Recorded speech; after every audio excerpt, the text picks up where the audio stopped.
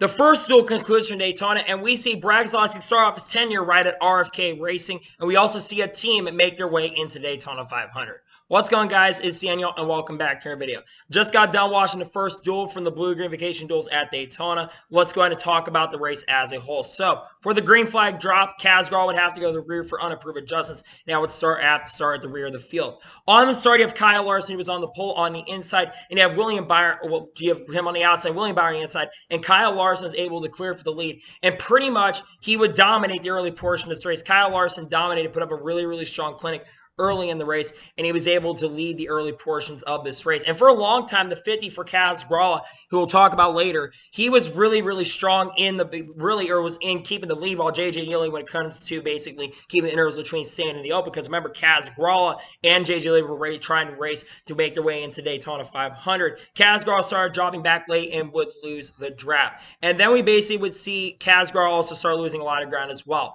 As we got to see, as Kyle Larson, like I said, dominate, and then the pit stops ended up taking place with Kyle Larson pinning from the race lead, with all the Chevys and Toyotas coming down pit road, followed by about a lap later, we would see all the Fords come down pit road. Well, unfortunately for Keselowski, unfortunately would get a speeding on pit road and would go another lap down. And because of the strategy by the Fords that come in a little bit later and actually take 2 tires instead of 4 tires, the Fords were able to get the race lead and were able to pull away with Brian Blaney actually getting the race lead and actually dominating the portion. And then we started seeing some interesting things happen with JJ losing a ton of ground on the leaders, and we started also seeing some more issues for other drivers and people losing ground to the leader as well. I mean, the Chevys are trying to gain a lot, but also the Fords were trying to gain as well and trying to pull away, but also Chevys were starting to gain back. With around 4 laps to go in the duels, Brad Keselowski, basically Ryan Blaney actually had the race lead, and then Brad Keselowski decided to make the move to the outside and was able to pass Ryan Blaney for the race lead, with Chase Briscoe also helping out Brad Keselowski and helping him out to get ahead of Ryan Blaney. Brad Keselowski would hold the race lead, and Brad Keselowski would hold the lead, and we would see a battle between teammates Ryan Blaney and Austin Cindric. Austin Cindric tried to move to the outside and try to move up there, and we would basically see Brad Keselowski hold on to the race lead. At the white flag of this race, we see Brad Keselowski have to hold off hard charging Austin Cindric and Ryan Blaney.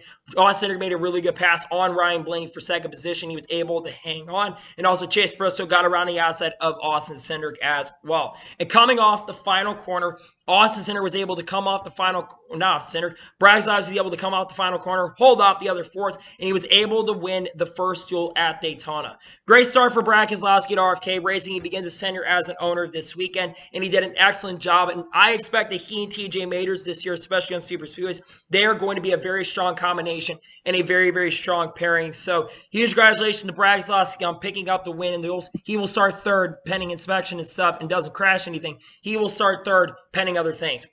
So now let's take a look at results, and then we'll talk about the first duel at Daytona. So Brad Keselowski picks up the victory. Austin Cindric finished the second. Austin Cindric had a very, very strong run, ran the top 10 most of the duels. Kind of a no-show, but he will start up front in the Daytona 500. Good run for him. He finished second. He will start 5th in the Daytona 500. Ryan Blaney finishes 3rd. I thought Ryan Blaney was going to be able to hold on to the lead, to be honest with you, in duel number 1, but unfortunately he fell back late. But a 3rd place finish, a really good starting spot. All the Fords really were good at finishing. Chase Briscoe finishes 4th. Good run for Chase Briscoe. He's actually in second at one point, trying to make a move late for the win of the duels, but Chase Briscoe was able to hang on. Chase Elliott finishes 5th. Good run for Chase Elliott. He didn't really lead much of this race, but he finished 5th. Good run for Chase Elliott. Eric Jones finished the 6th. Very strong run for Eric Jones. He'll start pretty good in the Daytona 500. He finished 6th in duel number 1. Kyle Larson finished 7th. Kyle Larson, I think, is going to be better on super speedways this year. He's looked fast. Of course, he'll be starting on the pole for the Daytona 500, but I thought he was going to lead every single lap in these duels, man. I thought he was going to lead, which is very, very surprising because Hendrick cars tend to not show speed in these races. So great run for Kyle Larson. He finishes in 7th. Tyler Reddick finishes 8th. Strong run for Tyler Reddick. He was actually in that lead group, but unfortunately fell back late and lost the draft, but got into the big draft. Kurt Busch finishes 9th, solid top 10 run to start. He'll get 2 points to basically start the season. And Ross Chastain rounds out the top 10. He will get 1 point. Daniel Suarez finishes 11th, top decent run for Daniel Suarez, but not amazing, but a decent run for Daniel Suarez. William Byron finishes, I believe, 12th in the race. We would see William Byron, I think, finish 12th or 13th. Justin Haley would finish right behind him. Then Landon Castle would finish around 15th or 16th. We see Todd Gillen have a pretty strong run in this race. Then Cole Custer finished 19th. Daniel Hemrick would finish 20th. We also then would see, I think, 21st will go to, I don't remember who it was. I think it was Cole Custer. Then Kaz Grala. Yes, heard that right. Kaz Grala will race his way into the Daytona 500. The money team, after having a pit road penalty, they will make their way into the show and race in this year's Daytona 500. Huge congratulations to the money team. Really proud of Floyd Mayweather's organization. He races into the Daytona 500, which means the guy that finished behind him, that being J.J. Yeley, unfortunately, he will not make it into this year's Daytona 500 with the 55 car for MBM Motorsports. BJ Call finished 24th, and finishing last was Noah Gragson, who was already locked into the show anyway. So now let's talk about the race as a whole and talk about some of my thoughts from duel number 1.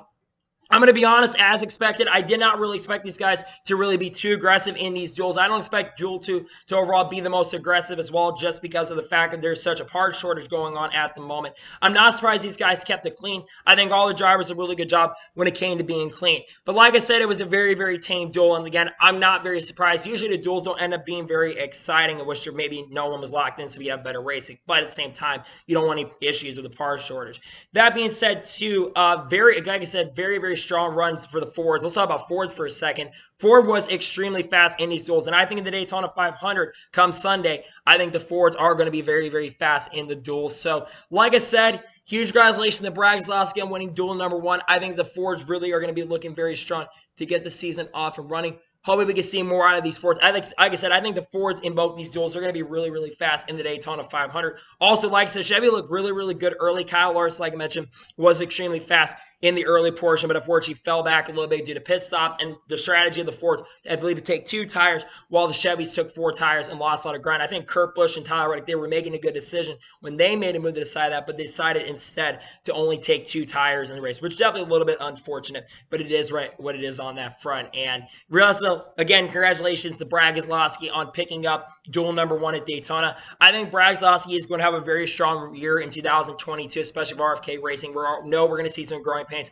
from Keselowski, but what a way to start off. And I think that, like I said, he and TJ Maters are really going to work together very, very well to get the season rolling, and they're going to have a good chance to win the Daytona 500. I think Brad definitely is one of the favorites to win now. I think the Fords also, like I mentioned, are going to be very fast in the Daytona 500. So I expect the Fords to be very, very fast, and I think the Chevys were going to qualify, but I expect the Fords to be very, very fast. So, anyway, that's today's race review from the first duel at Daytona. I want to thank you guys for watching. Please subscribe to the channel, notification on to be notified when a video does go live on my channel. Follow my Twitter, Facebook, and Instagram, and support me on Patreon as well. Links in the description below for that. And comment your thoughts on today's video. What are your thoughts about duel number 1? Let me know in the comments below. Let me know your score in the comments below. By the way, my score for it is, I'm going to give it a 4 out of 10. Wasn't much in it. I'm going to give it a 4 out of 10 for the duels. Let me know your score, though, in the comments below. Right after duel number 2, we'll go ahead and also do a review from duel number 2 and see if it's more crazy than this one or if it's kind of chill like this one. So anyway, like I said, I want to thank you guys for watching today's video, and I'll see you guys next time for some more great, awesome NASCAR and other motorsports content on the channel like this. Daytona 500 is really close, and I'm looking forward to the rest of the week. Take care, everybody.